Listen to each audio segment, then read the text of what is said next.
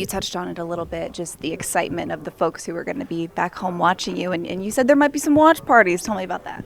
Yeah, so every Olympics I've been to, my family that's not been able to make it to the games has organized with local restaurants and bars to have watch parties. And so if they don't have, if it's an early match, some of them don't open their kitchens or anything like that. But drinks are served, and they're allowed to bring in food for those that don't have a kitchen open. But for the other places, yeah, just go and have a good time and hopefully enjoy watching the match and watching us win. We know family's important to you. Talk to me about your family back in New York.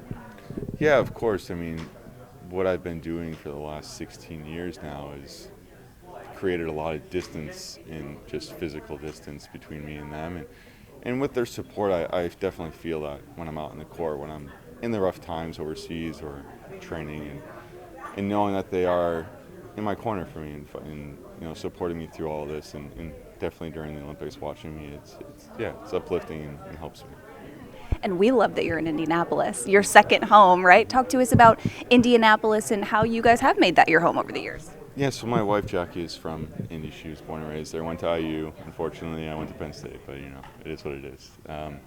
No, it's been great, and her family is based still in Indy, so it's been awesome to just to know her family, her extended family, her friends, and being again welcomed into that group as one of their own. And I have grown to love and felt the love from them over the years. It's just been great, and love the community that we're in Zionsville. It's quiet, it's nice, and it's just been great.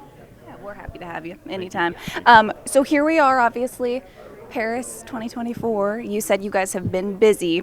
How's your body feeling? How's your mind feeling? Getting ready to start the competition? It's been great. It's my fourth game, so I've been through this quite a few times before, and understanding how that excitement can be emotionally draining and how that can lead to physical exhaustion, quicker than you want. So I've been working to not let that excitement kind of exude in my day-to-day, but being here, it's hard to contain that. And so the last couple of days I've been busy with media, with different processing, things that we have to do as athletes just being here. And the excitement has definitely come out, and as you can tell the way I'm talking. But it's the fun parts of the games that I don't want to miss, and these are the experiences, especially watching the younger guys go through it, their first timers, second timers, and putting myself in their shoes again.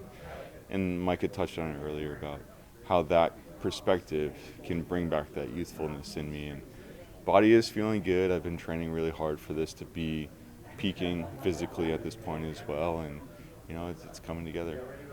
You have a bronze medal. The goal always is to bring home a gold medal. What other goal, though, do you have for yourself during these games?